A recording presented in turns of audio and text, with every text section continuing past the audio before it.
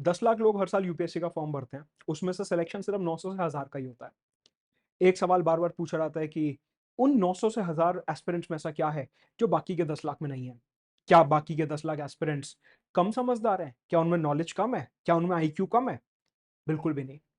मैं ये मानता हूं कि अगर कोई एस्पिरेंट यूपीएससी की तैयारी करने का सोच रहा है तो वो अपने आप में ही बहुत बहादुर, ब्रेव, हार्ड वर्किंग और इंटेलिजेंट है। कोई भी एस्पिरेंट किसी से कम नहीं है। ऐसी क्या बातें हैं जो 900 से 1000 एस्पिरेंट्स को, जो मेरिट लिस्ट के उस पार होते हैं, उनको बाकी सबसे अलग करती हैं? लगभग 10 साल से इस इंडस्ट्री में मैं पढ़ा रहा हूँ। 10 एग्जाम साइकिल्स पूरी देखी है, प्री और मेंस की। अपने तजुर्बे से और एस्पिरेंट्स को देखते हुए ऐसी 5 बातें आपको इस लेक्चर में बताने वाला हूं जो शायद आपको आने वाली परीक्षाओं के लिए काफी मदद करेगी। यूपीएससी 2026-2027 किस तरीके से आप इजीली हैंडल कर सकते हो और ऐसी क्या गलतियां हैं जो आपको नहीं करनी है। मेरे बार बार बोलने के बाद भी मैं देखता हूं कि एस्पिरेंट्स कहीं ना कहीं इन 5 में से कोई एक गलती कर ही देते हैं, जिस वजह से उन्हें दोबारा अटेम्प्ट देना पड़ता है।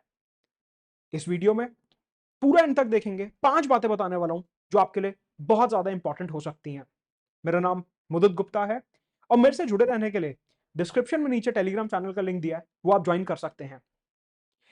सबसे पहली गलती जो एस्पिरेंट करता है वो है कि प्री और मेंस की तैयारी को सेग्रीगेट कर देता है कि मैं प्री की तैयारी पहले करूंगा क्योंकि प्रीलिम्स पहले आ रहा है, फिर मैं मेंस की तैयारी करूंगा, या पहले मैं मेंस की तैयारी करूंगा कि अक्टूबर नवंबर दिसंबर तक मेंस की तैयारी कर ली, फिर मैं प्री की तैयारी में लगूंगा। मैं आपको यूपीएससी के ही क्वेश्चंस के थ्रू दिखाऊंगा कि ये फैलेसी गलत है। ये जो एक अप्रोच है, ये गलत है कि पहले मैं सिर्फ मेंस की तैयारी कर रहा हूं या पहले मैं सिर्फ प्री की तैयारी कर रहा हूं। तैयारी कभी भी अलग अलग नहीं की जाती। फॉर एग्जाम्पल, ये 2023 का जीएस 2 का क्वेश्चन है, इंग्लिश और हिंदी दोनों ही माध्यम में मैंने यहां पे लिखा है। क्या क्वेश्चन है कि पार्लियामेंट में कमिटी स्ट्रक्चर जो है उसे एक्सप्लेन करिए और साथ में बताइए कि जो फाइनेंशियल कमिटीज हैं, जैसे कि आपकी पब्लिक अकाउंट्स कमेटी हो गई, एस्टिमेट्स कमेटी हो गई, उनकी बात हो रही है यहां पे, उन्होंने कैसे इंडियन पार्लियामेंट में जो है डेमोक्रेसी को प्रमोट करने में, इंस्टीट्यूशनलाइजेशन ऑफ इंडियन पार्लियामेंट में मदद करी है। तो मतलब कि कुल मिला के हम देख रहे हैं कि पार्लियामेंट्री कमिटीज के ऊपर मेंस की परीक्षा में क्वेश्चन आया। ठीक है, वहीं हम प्रीलिम्स 2024 की बात करते हैं। अब देखो, ये 23 का क्वेश्चन है और ये 24 का क्वेश्चन है। ये वाला जो एग्जाम है सितंबर और अगस्त में होता है, ये वाला एग्जाम आपका मई के महीने में होता है, तो मतलब 7-8 महीने के गैप पे ही हम बात कर रहे हैं। क्या क्वेश्चन है? Which of the following statements about ethics committee are correct? मैं हमेशा ये बोलता आया हूं अपने हर लेक्चर में कि जब भी आप तैयारी कर रहे हो तो एक ट्रेंड को ध्यान में रखते हुए करो।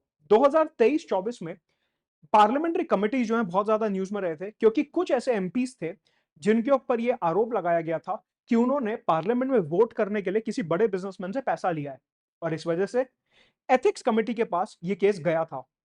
पार्लियामेंट्री कमिटीज उस समय पे बहुत ज्यादा न्यूज में रही थी और आप देखिए कि जो ट्रेंड चल रहा था यूपीएससी ने उसे कंटिन्यू करा, प्रीलिम्स में भी और मेंस एग्जामिनेशन में भी। और ये तो सिर्फ एक एग्जांपल है, ऐसे बहुत सब्जेक्ट्स में बहुत एग्जांपल्स हैं कि प्रीलिम्स और मेंस में सेम टॉपिक से क्वेश्चन पूछा गया। अब आप अगर पार्लियामेंट्री कमिटीज पढ़ रहे हैं तो आप ये कैसे बताएंगे कि ये वाला पार्लियामेंट्री कमिटीज का कंटेंट प्रीलिम्स का है और ये वाला पार्लियामेंट्री कमिटीज का कंटेंट जो है ये मेंस का है? आप नहीं बता सकते, कोई भी नहीं बता सकता।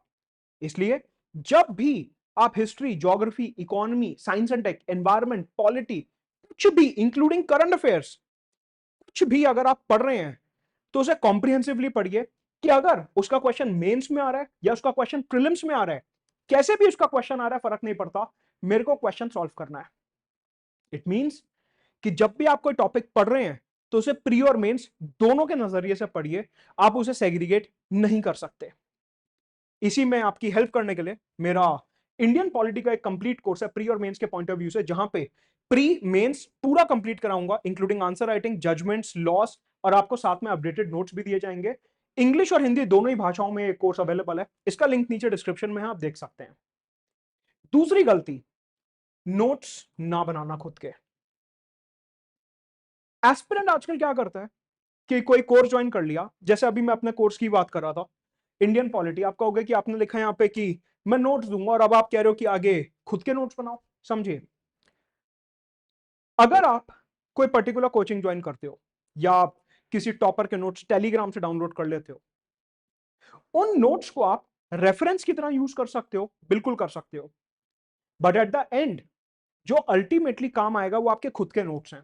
उसका कारण है कि नोट मेकिंग एक बहुत ही पर्सनल अफेयर होता है, कि आपका दिमाग किस तरीके से अडाप्ट करता है चीजों को, वो आप पे डिपेंड करता है।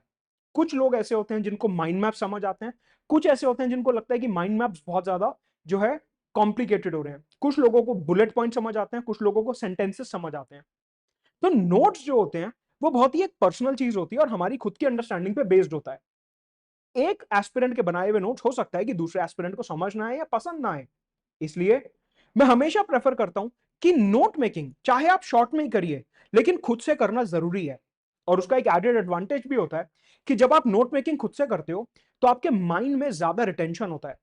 एक चीज मैं सिर्फ पढ़ रहा हूं और एक चीज मैं लिख के पढ़ रहा हूं, तो जो चीज मैं लिख के पढ़ रहा हूं वो मेरे दिमाग में ज्यादा देर तक बैठी रहेगी और मेरे को रिवीजन में भी आसानी होगी, क्योंकि हमने अपने हाथ से वो चीज लिखी हुई है।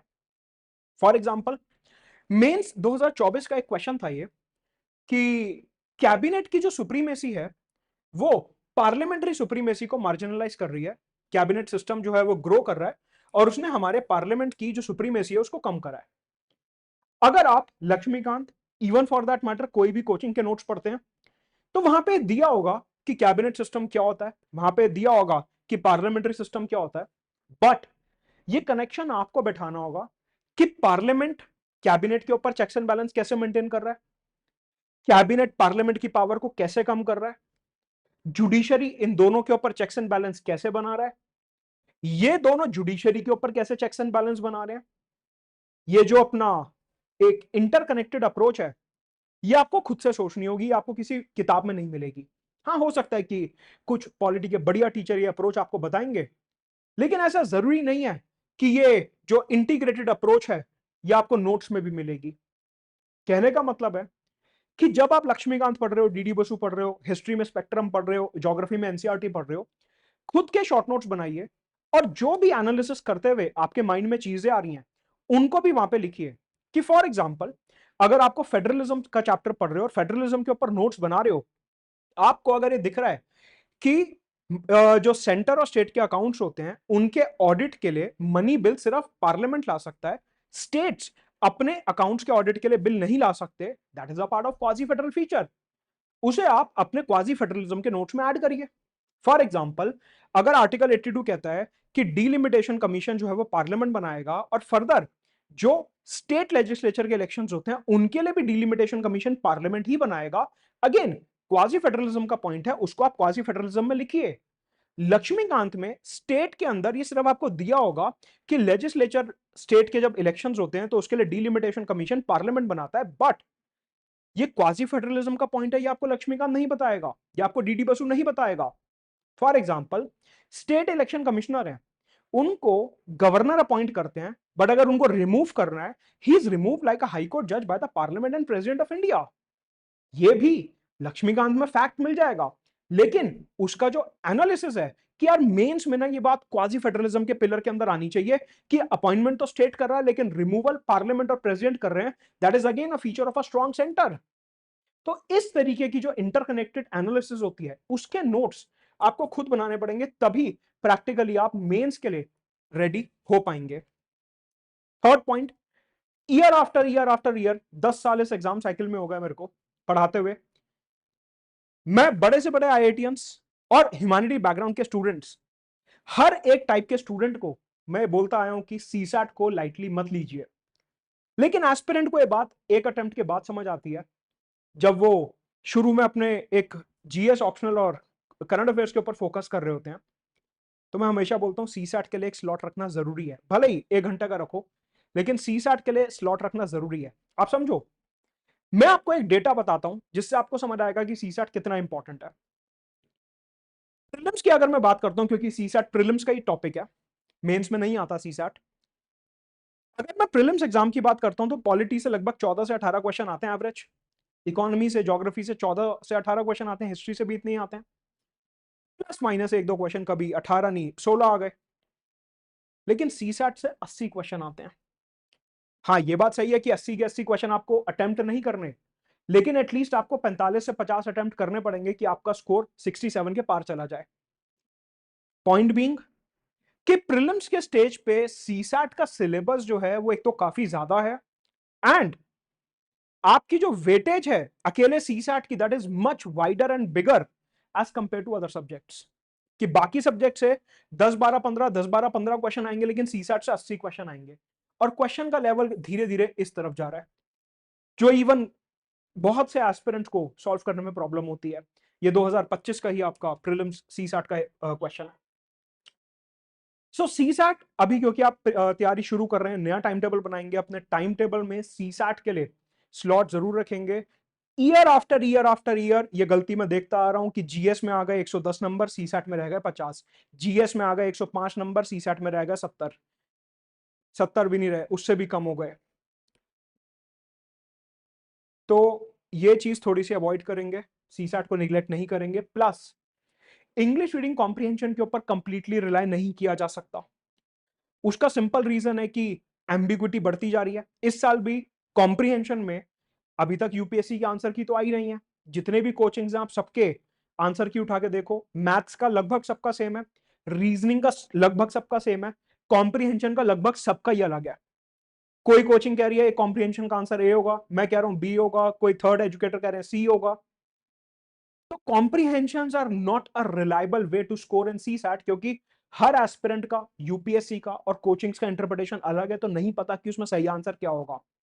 मैथ्स में पता होगा कि अगर आंसर 1.5 आ रहा है तो आंसर 1.5 ही होगा, अगर आंसर 200 आ रहा है तो 200 ही होगा।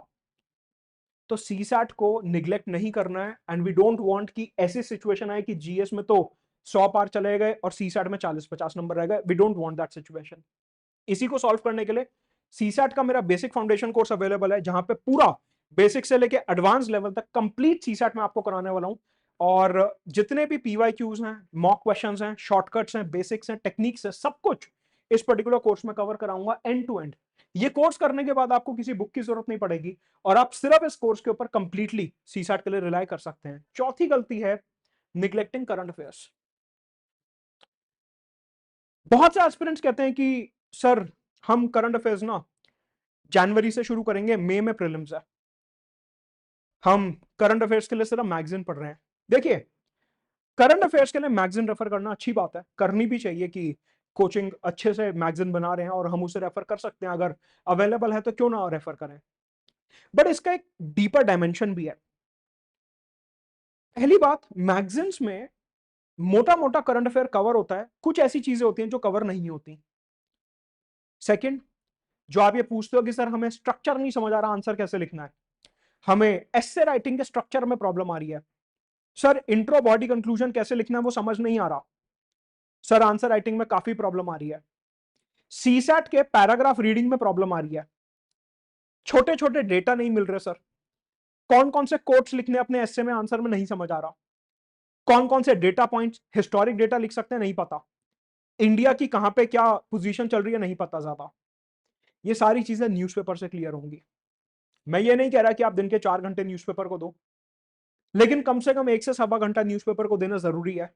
उससे एटलीस्ट आपको बहुत सारी चीजों का बारे में आइडिया लगेगा कि क्या लैंग्वेज होती है, स्ट्रक्चर होता है, किस तरीके से थॉट प्रोसेस लिखा जाता है, इन सब चीजों का आपको काफी आइडिया लगेगा। आप में से हमारे ऐसे मित्र जिनकी अंग्रेजी थोड़ी कमजोर है, लेकिन उन्हें पेपर जो है इंग्लिश मीडियम में ही देना है, उनके लिए तो अखबार बहुत ज्यादा अच्छी चीज है कि उनको जो अंग्रेजी की दिक्कत आ रही है वो न्यूज़पेपर से सॉल्व होगी, कि जितना ज्यादा न्यूज़पेपर पढ़ोगे उतनी ही लैंग्वेज की प्रॉब्लम जो है सॉल्व होती जाएगी। अब आप ये क्वेश्चन देखो, मेंस 2024, मेंस 2024 के क्वेश्चन, लेटेस्ट क्वेश्चन है, यूपीएससी ने पूरा का पूरा कानून एनालाइज करने के लिए दे दिया कि ये जो public examination prevention of unfair means act है 2024 का, इसे एनालाइज करो। इस टाइप के जो बिल्स होते हैं, जो एक्ट्स होते हैं, काफी मैगजीन्स में कवर नहीं होते, और अगर होते भी हैं तो शॉर्ट में होते हैं प्रीलिम्स के पॉइंट ऑफ व्यू से। यहां पे उसने 250 वर्ड्स में आपसे पूरे के पूरे बिल का एनालिसिस पूछ लिया। तो अगर आप ये बिल का एनालिसिस नहीं कर रहे खुद से, तो वो दिक्कत की बात है। My point is simple. अच्छा, एक और एग्जांपल देख लो। What changes has the union government recently, word पे फोकस करना, recently introduced in the domain of centre state relation. Centre state relation यानी कि फेडरलिज्म की बात हो रही है, यानी कि financial domain, administrative domain, legislative domain की बात हो रही है। फेडरलिज्म के 3 डायमेंशन है इंडिया में। कह रहे हैं कि ये जो 3 डायमेंशन हैं उसके रीसेंट करंट अफेयर से लिंक करके बताओ कि सेंटर स्टेट रिलेशन में क्या चेंज हो रहा है।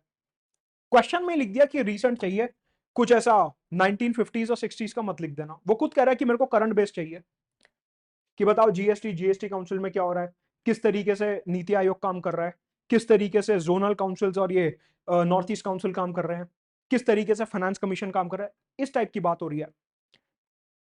पॉइंट बीइंग कि दोनों क्वेश्चन जो मैंने आपको दिखाए मेंस 2024 के, अगर आपकी करंट के ऊपर ग्रिप कमजोर है, ये क्वेश्चन आप अटेम्प्ट नहीं कर पाओगे, आपका स्टैटिक कितना भी स्ट्रांग हो।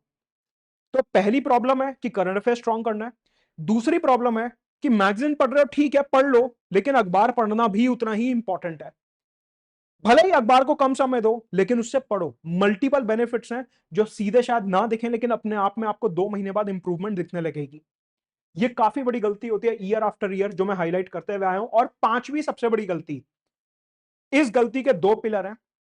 इरेगुलरिटी, एक दिन पढ़ लिए 15 घंटे, एक दिन पढ़ेंगे 4 घंटे, उसके बाद एक हफ्ते का गैप आ गया, घर पे बुआ जी आ गई थी रहने, हमें शादी में जाना था, मेरा ब्रेकअप हो गया, उस चक्कर में सर 1 महीना पढ़ाई नहीं करी, मैं बहुत स्ट्रेस था। ऐसे काम नहीं चलेगा। ईयर आफ्टर ईयर हजारों नहीं लाखों एस्पिरेंट्स को देखते हुए आया हूं कि रेगुलरिटी नहीं है। अभी जुलाई अगस्त सितंबर आ जाएगा, लो पीरियड आ जाएगा, जाके सो जाएंगे, दिवाली के बाद उठेंगे, अरे सर एग्जाम पास आ गया, कोई कोर्स बता दो। दिन के मिनिमम से मिनिमम 8 घंटे पढ़ना ही पढ़ना है। 8 घंटे का एवरेज आपको बना के चलना पड़ेगा, कंसिस्टेंटली, रेगुलरली। अगर नहीं पढ़ पा रहे रोज 8 घंटे, तो यूपीएससी अभी नहीं सोचना चाहिए फिर, कि डिस्ट्रैक्शंस हैं, रील्स देखनी है, कॉलेज के दोस्तों के साथ घूमने जाना है, ऑफिस की पार्टी में जाना है, शादी में जाना है, इधर जाना है, घूमने जाना है, trip, my life my rules. अगर यूपीएससी की तैयारी सीरियसली करनी है, तो 8 घंटे देने पड़ेंगे। आपकी सुविधा के लिए मैंने 4 पिलर्स में इस पूरे टाइम टेबल को डिवाइड करा है कि एक आपको ऑप्शनल और जीएस चलाना है 2.5 घंटे, या तो ऑप्शनल है जीएस, दोनों में से एक और सब्जेक्ट उठाओ, उसको 2.5 घंटे रोज, करंट अफेयर्स 2 घंटे, सीसैट और रिवीजन 1 से 1.5 घंटा। ये 4 स्लॉट में आपका दिन डिवाइडेड होना चाहिए। अगर आप इसे कंसिस्टेंटली फॉलो नहीं कर रहे, लास्ट में प्रेशर आएगा, सिलेबस कंप्लीट नहीं होगा, और फिर ये साइकिल रिपीट होगी कि सर ब्लैंक है, समझ नहीं आ रहा क्या करें। 8 घंटे बहुत ज्यादा नहीं होते, सिर्फ 8 घंटे कंसिस्टेंटली अगर आप पढ़ रहे हो, आपका काम बन जाएगा। अब कुछ एस्पिरेंट कहते हैं सर मैं तो 4 सब्जेक्ट एक साथ कर रहा हूं, 2 कोचिंग में चल रहे हैं, 2 खुद से पढ़ रहा हूं। कुछ नहीं होगा ऐसे। 8 घंटे 9 घंटे अगर पढ़ना है, उसमें 4 सब्जेक्ट कर रहे हो, तो 2 घंटे हर सब्जेक्ट को जा रहे हैं। करंट अफेयर्स हो नहीं पाएगा, सीसैट हो नहीं पाएगा, रिवीजन हो नहीं पाएगी, तैयारी खत्म हो गई। 2 सब्जेक्ट से ज्यादा एट अ टाइम नहीं चलाने, करंट अफेयर जरूर करने हैं, सीसैट और रिवीजन जरूर करना है। अपने आप देखोगे कि जब आप फरवरी में पहुंचोगे, आपको कोई दिक्कत दिखेगी ही नहीं तैयारी में। प्लस आजकल इंटरनेट का जमाना है, सब कुछ इजीली एक्सेसिबल है। तो दूसरी प्रॉब्लम क्या होती है कि सर मैंने वो सर का यूट्यूब चैनल मिला, अब मैं उन्हें फॉलो कर रहा हूं। सर मेरे को वो मैम का यूट्यूब चैनल मिल गया, अब मैं उन्हें फॉलो कर रहा हूं। देखिए, कोई टीचर खराब या बेकार नहीं होता। मैं मानता हूं कि इंडस्ट्री में हर कोई मेहनत कर रहा है और हर कोई अपना बेस्ट देने की कोशिश कर रहा है। बात यह होती है कि एस्पिरेंट को समझ किससे आ रहा है, बस इतनी सी बात है। हर कोई अपना बेस्ट देने की कोशिश कर रहा है, कोई खराब टीचर नहीं है। लेकिन अगर आपने किसी को फॉलो कर लिया, तो पूरे साल उसी के हिसाब से चलो, फिर अपनी बुद्धि लगाओ। लेकिन रोज ये मत करो कि आज ये सर, कल वो मैम, परसों ये सर, परसों वो मैम। हर रोज अगर स्ट्रैटेजी चेंज करोगे टीचर्स के हिसाब से, नहीं बनेगा काम। एक बुक लिस्ट जो शुरू में फाइनल कर ली, उसी बुक लिस्ट पर टिके रहना है। पीडीएफ कलेक्टर बनने की जरूरत नहीं है कि टेलीग्राम पे देखो हजारों इंस्टीट्यूट है मार्केट में। राजेंद्र नगर में एक बिल्डिंग के अंदर 2-2 फ्लोर पे इंस्टीट्यूट खुले हुए हैं। हर कोई अपने पीडीएफ मटेरियल, कंसाइज नोट्स, ये बुलेट पॉइंट्स, पॉइंटर नोट्स, ये सब निकाल रहा है, कोई पॉइंट नहीं है। अगर आप एक कोचिंग को फॉलो कर रहे हो, करते रहो, हर रोज मत पलटो। पॉइंट बीइंग सिंपल कि पीडीएफ कलेक्टर मत बनो, रोज अपने रिसोर्सेज चेंज मत करो, रोज अपने टीचर चेंज मत करो। जो स्ट्रैटेजी एक बारी फॉलो कर ली, पूरे साल उस पर टिको कंसिस्टेंसी से। अगर स्पेक्ट्रम पढ़ रहे हो तो पढ़ते रहो, एनसीईआरटी पढ़ रहे हो तो पढ़ते रहो, बार बार इन चीजों को रिवाइज करो और पीवाईक्यू सॉल्व करते रहो, करंट अफेयर से सप्लीमेंट करते रहो।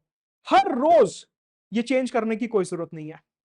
प्लस आजकल एक नया दौर है कि जो हमारे सिलेक्टेड कैंडिडेट्स होते हैं, ऑफ कोर्स उनका तजुर्बा हमारे लिए बहुत इंपॉर्टेंट है, बट मैं ये भी मानता हूं कि जो कैंडिडेट सिलेक्ट हुए हैं, जो स्ट्रैटेजी उन्होंने फॉलो करी है, वो स्ट्रैटेजी उनके लिए काम करी है, क्योंकि हो सकता है उनका एजुकेशनल बैकग्राउंड अलग हो सकता है कि उनकी जो कॉलेज है, स्कूल है, वो बहुत हाई क्लास कॉलेज से हुआ हो सकता है कि उनका बैकग्राउंड अलग हो।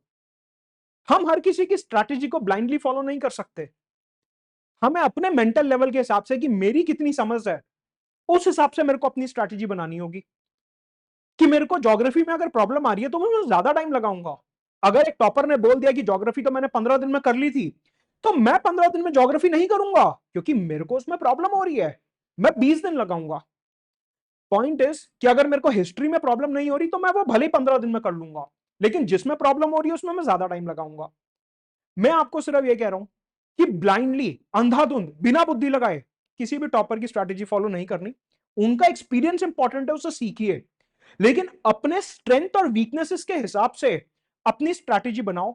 ये मत करना कि जस्ट बिकॉज किसी टीचर ने, किसी टॉपर ने, इंक्लूडिंग मी, कि जस्ट बिकॉज मैंने कोई बात बोल दी तो अंधाधुंध मानने लगोगे। नहीं माननी है ऐसे।